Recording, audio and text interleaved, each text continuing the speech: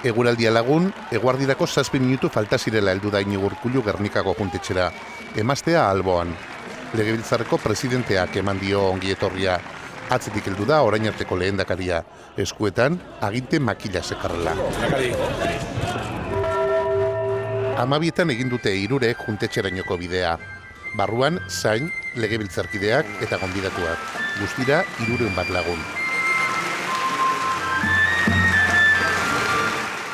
Hasiera ematen zaio lehendakariak zin egiteko eta bere karguaz jabetzeko bilkurari. Urkullu lehendakari izendatu duen errege dekretua irakurrita berriro kanpora.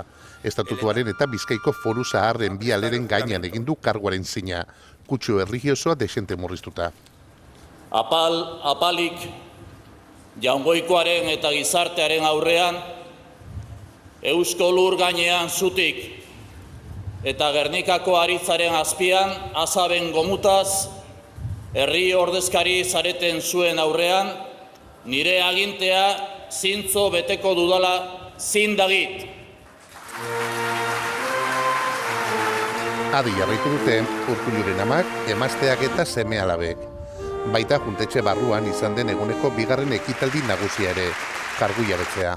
Jabetu egiten naiz, Euskal Herriko Jaurlaritzaren lehendakari karguaz, eta neure gain hartzen dut kargu hori, eta baita lurralde honi dagokionez, estatuaren ordezkari arrunta izatea ere, eta koroari leialtasuna erakutsiz eta konstituzioari, Gernikako autonomia estatutuari, eta indarrean dauden gainontzeko legeei errespetua gordez beteko dut nire lana. Eta hitzen ostean, aginte aldaketa erakutsi duen irudia.